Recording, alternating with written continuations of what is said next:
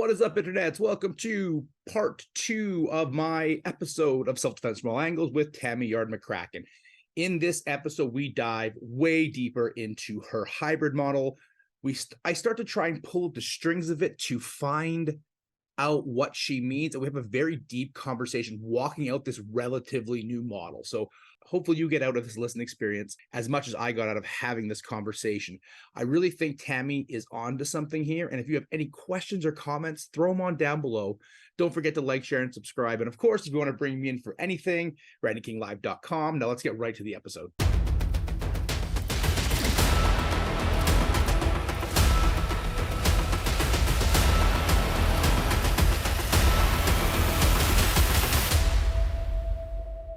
This is a half-hour show. I got so much stuff I want to ask. Yeah. So perspective. This is one of the things that drives me crazy about the social, asocial, hybrid, antisocial conversation is it's done like bad writing where sometimes the perspective is third person and sometimes the perspective is one person, right? Would there be a benefit to clean up the language on this where it's just from a perspective, right? It's from the victim's perspective or it's from the attacker's perspective, because this is where all I do lately, this is like I'm paid full time to have TikTok battles, and this is where the TikTok battles come in, is definition and perspective, right? What is your definition of this term, which we're trying to work out here with hybrid, but also what is a perspective, right? So with the hybrid conversation, your perspective is switching back and forth, right? It's, oh, if it's on this person's side, it's a little hybrid, but to this person seems asocial. So if we just pick one perspective, is there still a place for this hybrid talk? I think so. And I think, and you know, you said this beautifully. It's an evolving idea and taxonomy addition, you know, to the language base.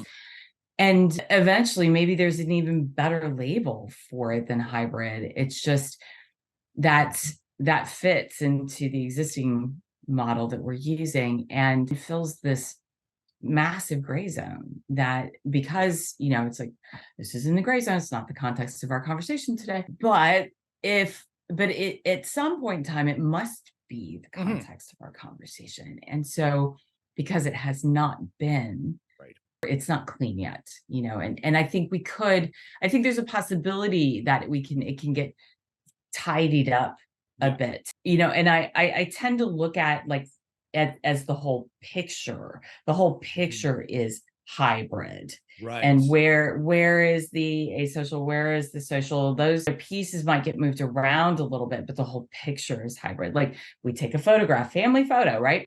I can have you and spouse and daughter in a line, or I can have spouse, daughter, you, or you know, like we can arrange it in a couple of different ways, but the picture fundamentally is the same data set. Right. So, and I think that's the conversation that we're having is you're trying to puzzle this out, but on a user end, this is my question: how functional is this? Because for classification, it's important, but one of my jokes I like to make is stats don't matter in real life, right? So if somebody's stabbing me with a backhand stab, like statistically that doesn't happen. That doesn't fucking matter, right? So when we're in this classification in a self-defense perspective, I don't think any of these classifications really matter. This is like instructor talk. Where does the benefit for the person who's experiencing the violence, where's the benefit of the hybrid for them? What I am experiencing so far is that it is, and generally it's post hoc, right? So we've got people who come to workshops and classes and already have a history and a background in them, or they know somebody who has, and they know the dynamic fairly intimately. It's like, oh, now I have something to call it, right? And because the way the human brain sorts reality, okay, and each person's in reality is slightly different than the real reality, but the way our brains sort reality is through language. Right. When we label things, and then those labels get attached to little spots in the brain that hold emotional data and experiential data and, you know, cognitive behavioral data, movement data, et cetera, et cetera. So if we have these little, like, I think of like the little push pins with the little labels on them that you put in, you know, like, right? And then we have these big chunks where there's no push pin. Right. There's no data, there's no label. And so in my experience with women, and this is probably by and far a product of the social uh, whole social ecology that we live in as human beings, Mhm. is that because there's been so much downgrading about, like, women's intuition, blah blah blah, and not right. So if I can't, as a female, if I can't put a term to what I experience, then the world has taught me it's less valid. Mhm. And so now there's a word. Yeah.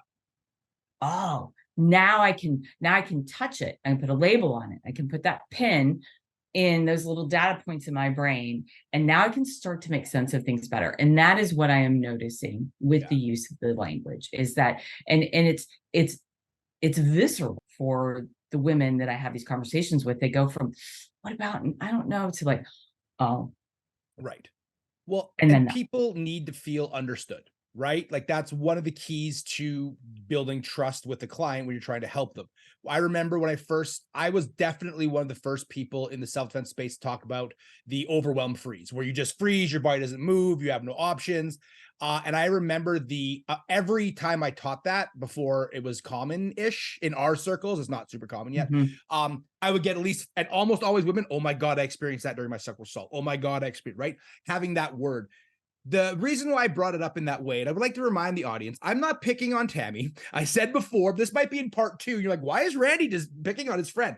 I think this is beneficial for a couple things. One, I think it helps Tammy explain it better, right? The more I can pick on it. Number 2, this is a new end user show.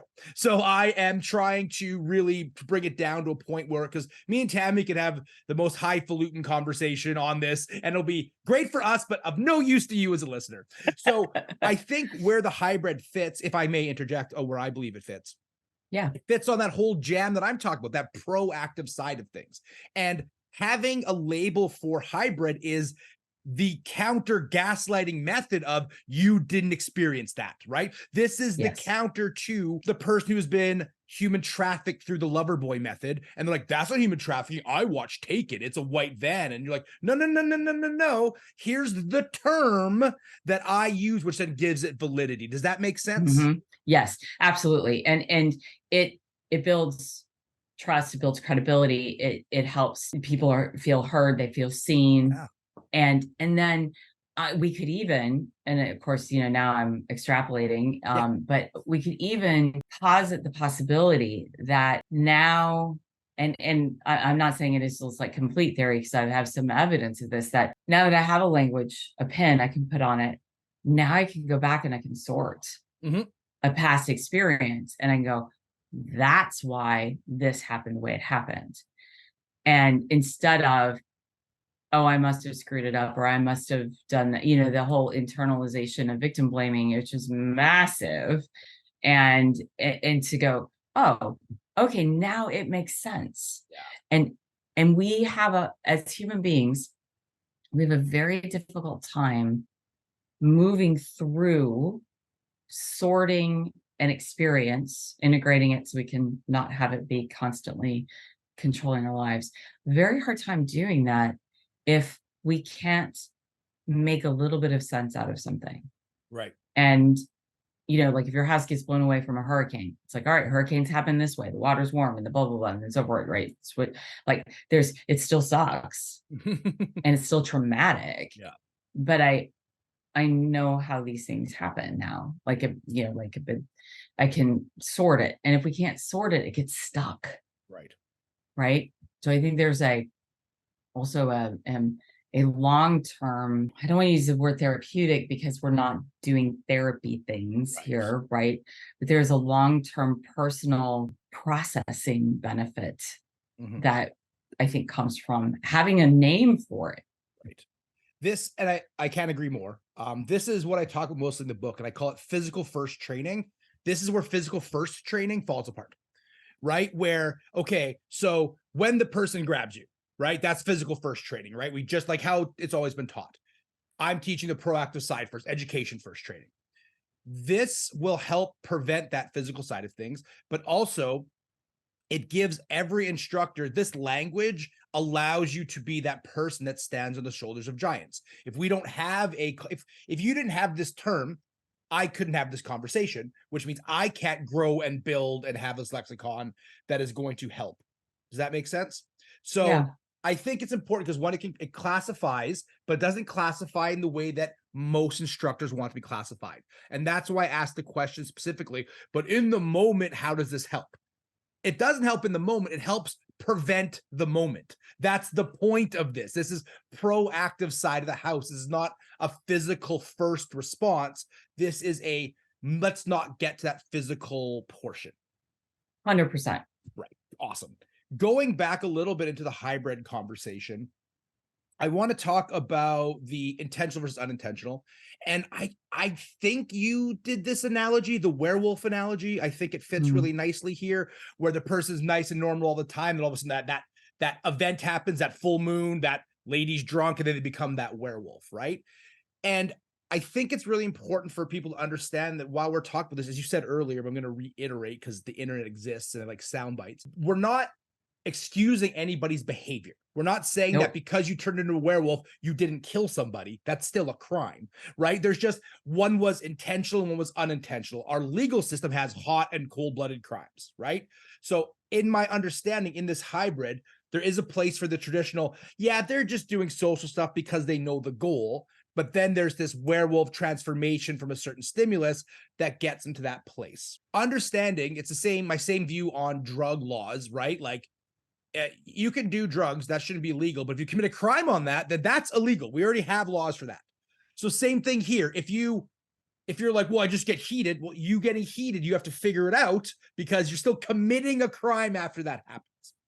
So with that thought process, on the perspective of the victim, we'll say victim, the perspective of the person being attacked, this might come across entirely predatory, correct? Asocial? Yes. But the build up, the lead up is what we're trying to focus on here. Yes. Yes. So what would be some things that, some red flags, just a couple of, you don't have to go into the whole program, obviously, go take our course.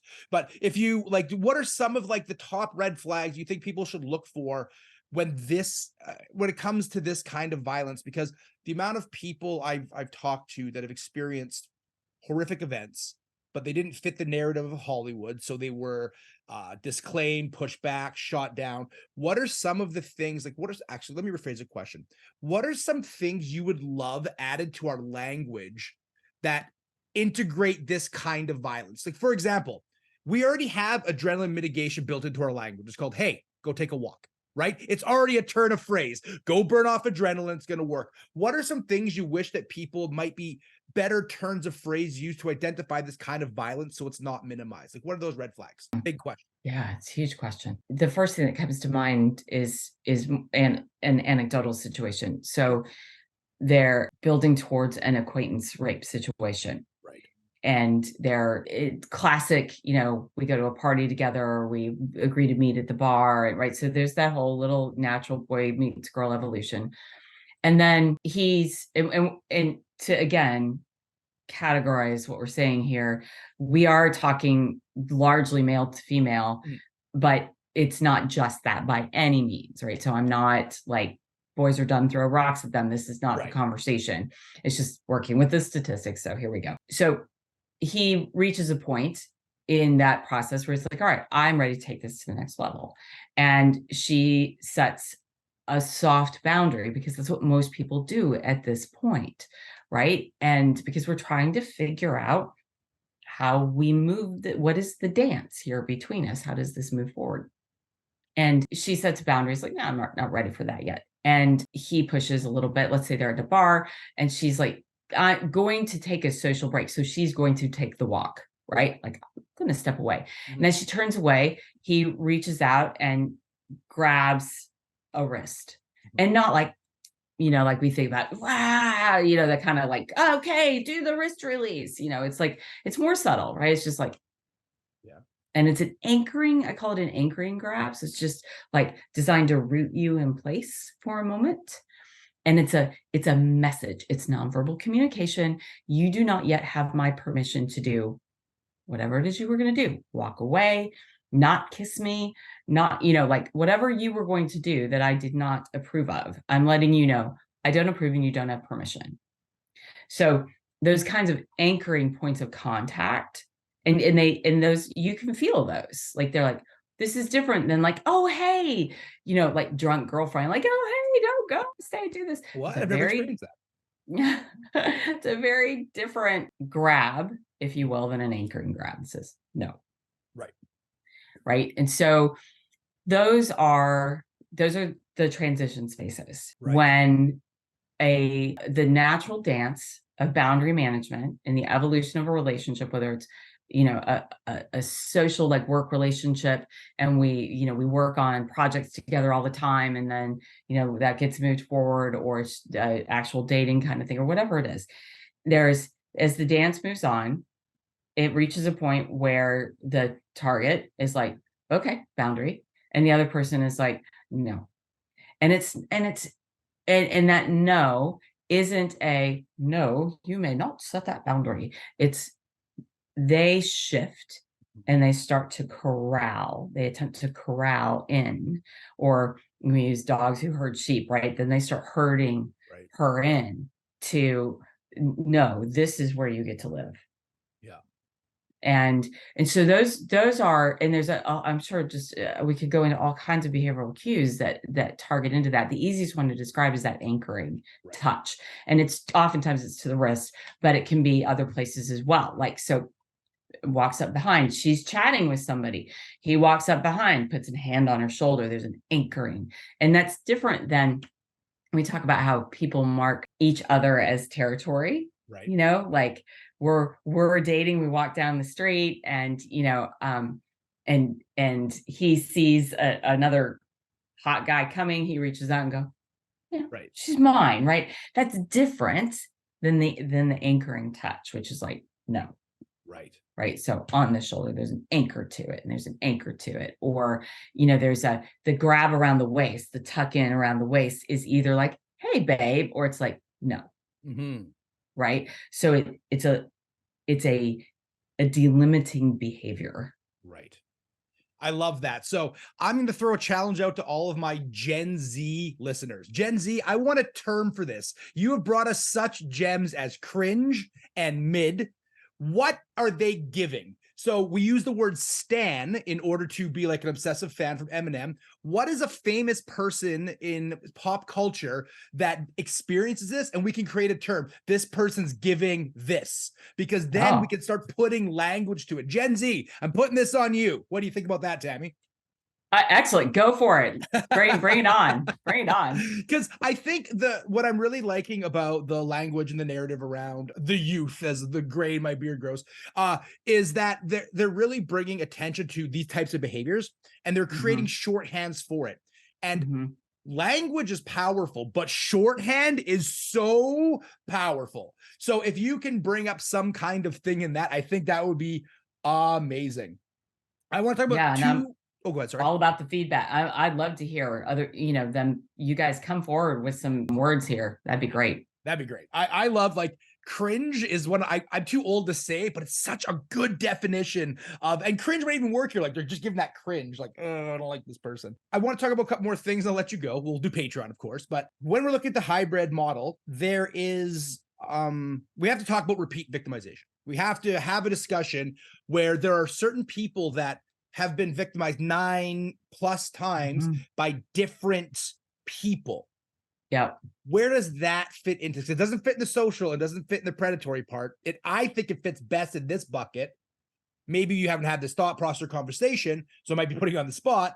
But where does this fit here? Because in my opinion, I'll give you time to think.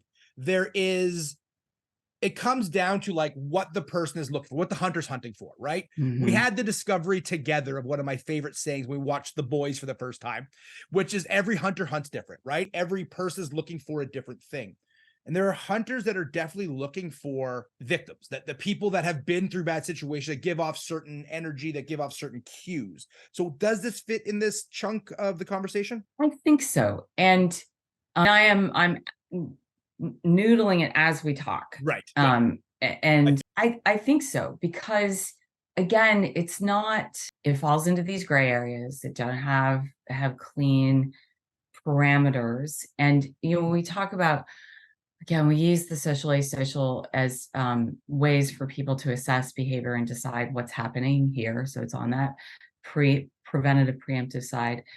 And that in and of itself is going to begin to fail. And I'm struggling with words. I was going to say break down, but I don't think that's accurate, because it doesn't break down and become no longer true.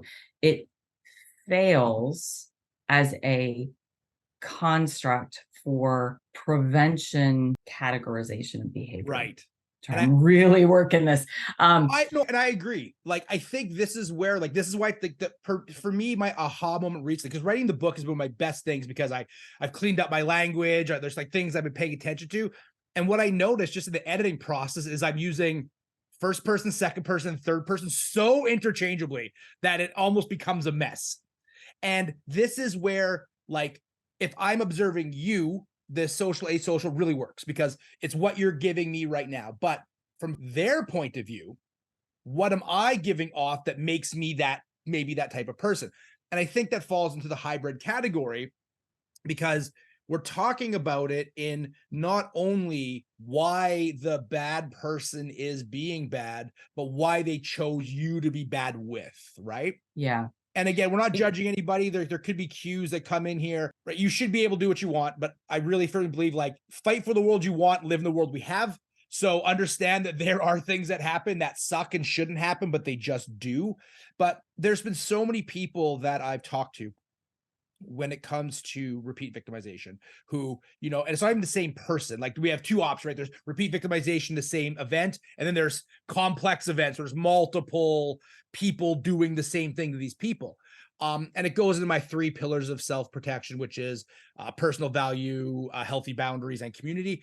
It's that personal value side, right? Like, if you don't believe you're worth anything, then people are not going to believe you're worth anything. You might potentially be selected. Go. So yes, and Yeah. So I'm thinking of a couple of very specific cases that I know very well. Right. Like, I know the person really well, and at a personal level, as in they weren't sitting in my office, and we've unpacked their experiences, and somebody in particular, we are actively unpacking again, because we're noodling. She's involved with 500, and we're like, what? Okay, what do we do with this, right? So I think the and is that it's not just, am I worth taking care of and protecting and all that kind of stuff. Mm-hmm. Because I think about this one person who would say, yeah, 100%. Right. It's the power of the social programming, Right, in which men and women are raised up inside of, that are tapes that run in the background all the time. Like, do this, don't do this. This is right. This is wrong. This is going to get you kicked out. This will get you included, blah, blah, blah. And we cannot escape them. It is not possible. We've all been marinating in them since the moment we were born, maybe before, with all the new information about how much baby in the belly is actually absorbing, possibly even before. So it's inescapable. It's part of our cognitive ecology. So I'm thinking about, like, so I'm worth defending conscious social programming, and this goes to that social dynamic. So now it's a cultural social influence, not just between you and I, that we know each other, right? My society, my culture, my society has programmed me to, I know you. Yeah. And therefore the rules are different now. I'm not allowed to put your head through the window. I'm not allowed to. And I want to, but I'm also, as and women, and not just women, but people who are like, I'm supposed to be like, who've trained to be of service to others, like your job, or it's like women are socially programmed to be of service to others as well. So, but I'm supposed to be your help. I'm supposed to be your support. I'm supposed to be your, like, maybe we're partners on the job, and I'm supposed to be your backup. Well, I can't put your head through the window like that. How does that work? Sure. Right. So I think this is when we talk about the individuals who've been targeted multiple times by different people. And like you, I know many, many individuals like that. Yes, there's patterns of behavior that make them somebody who's looking for that particular target zone is going to go, oh, I see you. And that's not the fault of the targeted person. Like that, right? So it's so risky to say because people go, oh, it's victim blaming. No, it's not. Like, we're talking about the hunter's behavior here. Yes. Yeah. That's we're talking about the hunter's behavior. And hunters get good. They learn how to read the land, right? It's like, are there rabbits here? Well, yes, because all the little grass is short, or all the, I see rabbit droppings. Good, we can hunt rabbits. So that's just what humans do too, right? So sorry, I digress. Okay. No, that actually leads me perfectly into the last question I want to do on the free portion of the show, which is hybrid in essence is squishy. You've said it before. And I think that there's a deeper lesson in that to me, and maybe I'm way off base here, which is because it's squishy, because it considers more than just physical response. It considers more than just personal value. It has to consider social programming. It has to consider all these things. Do you feel that that is why the violence is so prevalent here? Because it is so squishy that we can't give you 4 simple rules to avoid it? Is that why the numbers are so high? And is that why people can squish around? Going all the way back to the beginning, the Me Too movement did a great job of changing predator behavior. That's what it did, right? It was, okay, we can't do it this way anymore. Those humans got caught. Now we have to flip the script and do it different. We need to change it. So while it was a great cleaning of the house, it also was an ultimate evolution of predators that want to prey on people. So because the definitions are squishy, the violence is easier to explain away. The options are easier to move. There's a whole bunch of factors. So that's the number one part of the question. And the second part is, do you think if we can dial this in more, and I'm bringing myself on the team, if we can dial this in more, do you think that will directly affect the numbers? I would like to think so. Right. So in answer to the first question, yes, it's squishy for all kinds of reasons, but I think it also, because it's squishy, I think there's more prevalence here. Right. And there's more prevalence because we see some reduction in crime stats, things like that, when we start getting very clear about what we will prosecute, right, and what the parameters are, right? So if you do this, this, and this, that behavior is now against the law. Right. Okay. So I'm either going to get better at getting away with it, right? Or I'm going to not do it anymore, right? Because you just told me, like, I don't want to go to jail. So, okay. So I think because we don't have that, it's not like this, and this is wrong. This, and this is not okay. These things mean toxic relationship, blah, blah, blah, right? And it's clean and socially like bookmarks, like, yes, this is what it is. There's just, we can play around, and it's easier to, from a standpoint from an authority standpoint, it's easier to dismiss because it's tougher to investigate.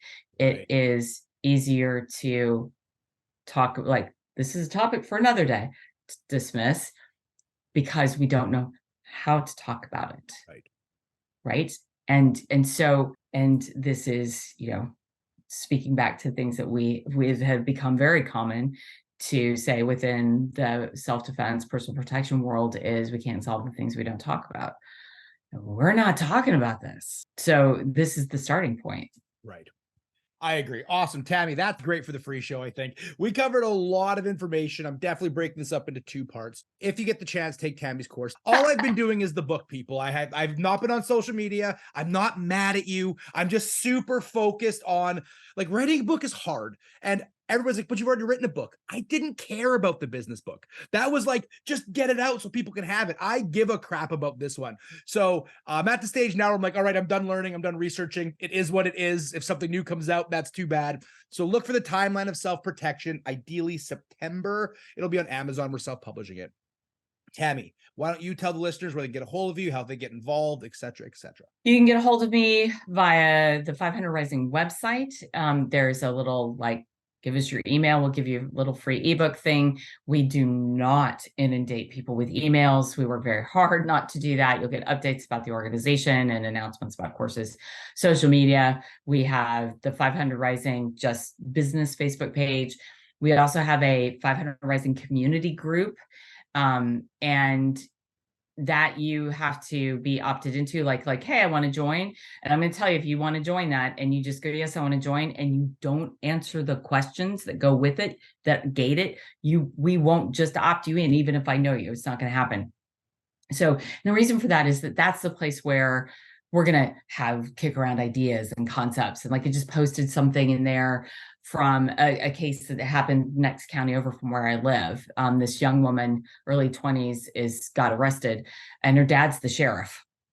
And so he's like, look, I don't care who you are, blah, blah. But we got into the violence and the dynamic of what took place. So we had this whole conversation that happens in there. So opt into that group. We are 500 Rising is on Instagram. That's where we're trying to, it's a bit inconsistent, I will warn you, but we are working on, that's where I want more like little educational pieces of sound bites of information, and a couple of, like just encouraging things, and a few like, finger wags at instructors in the self-defense community. Like, come on, guys, it's like, we all want to do a better job. So don't do these things, that kind of stuff. I know I'm supposed to be on TikTok.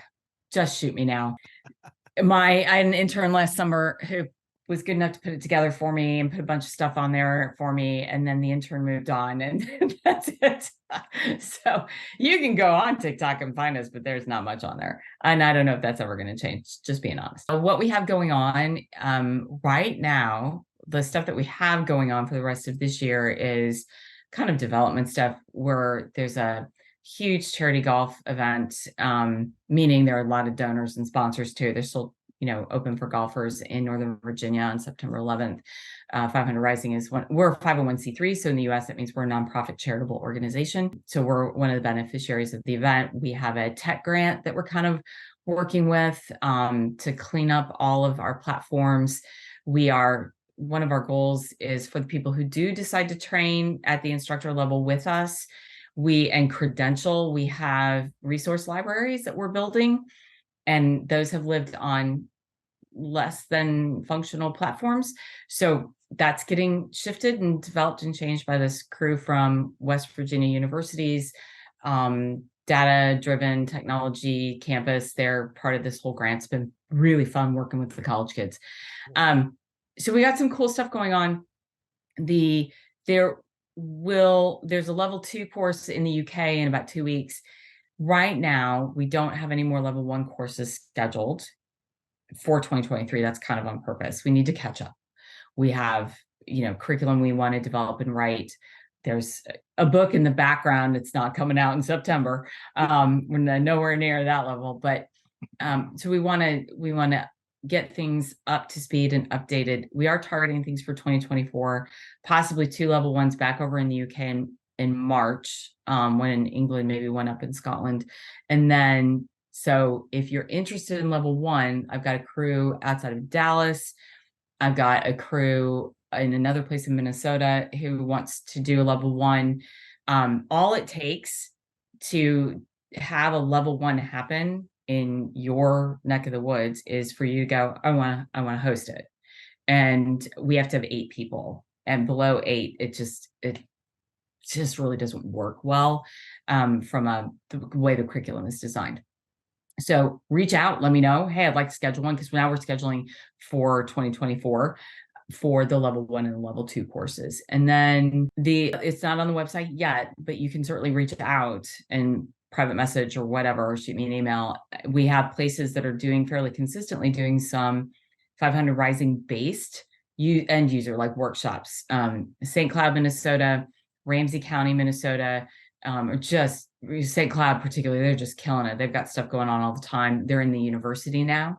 So we have an athletic PE credit course there that's based on the 500 Rising material at St. Cloud University. And I've got somebody in the Carolinas. So we've got place and then over in the UK like crazy. So we're trying to forward those workshops and get that information out to people. So cool. So to sum up the promo train there, it was a long one.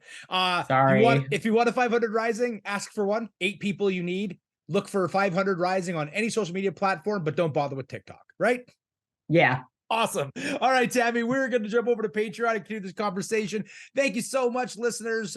Really appreciate it. Like, share, subscribe, all the internet buttons, even dislike. I don't care. Just hit a button. It helps so much. And ideally, you'll have another podcast the next couple of weeks. I'm looking right now at trying to find a cosplayer and talking about the things that happen in the cosplay community, i.e. stalking, i.e. requesting OnlyFans and internet harassment and stuff. I just haven't found the right cosplayer yet to have the conversation with. So that looks like the next one we're going to have. And don't forget, this is episode 11. It's episode 11 and probably 12. There's a bunch of other episodes, 30 minutes a pop. Go check them out. Self-defense from all angles, trying to change the conversation around self-defense. Join us on patreon.com/randyking.